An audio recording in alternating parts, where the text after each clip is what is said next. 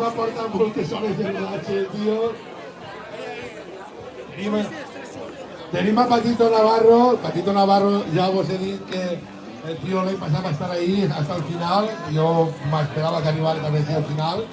I ja vos he dit que la gran sorpresa, jo no m'enganye mai, però quan m'enganye, seria Floki.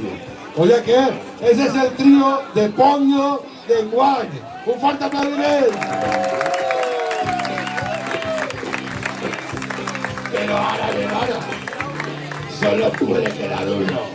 Vamos a ver, vamos a ver. Entran, uno sale, 3 hombres entran, uno sale, 3 hombres entran, uno sale.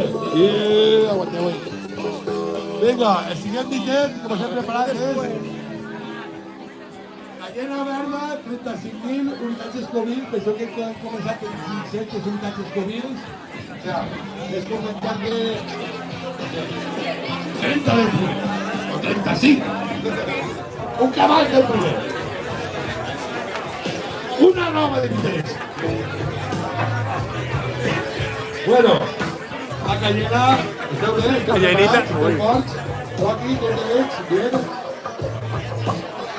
Anem a jugar la ya estás diciendo, Gallenita verde, gallenita verde. Sí, concentració i necessitem que ajude tot el públic. 1, 2 y 3, fecha del Vitesse. ¡Venga!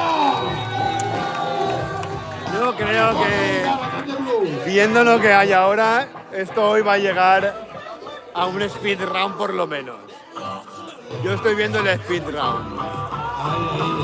Estoy viendo que va a ser divertido el final. Cuanto menos entretenido. Ya tenemos a 3 grandes, a 3 sufridores.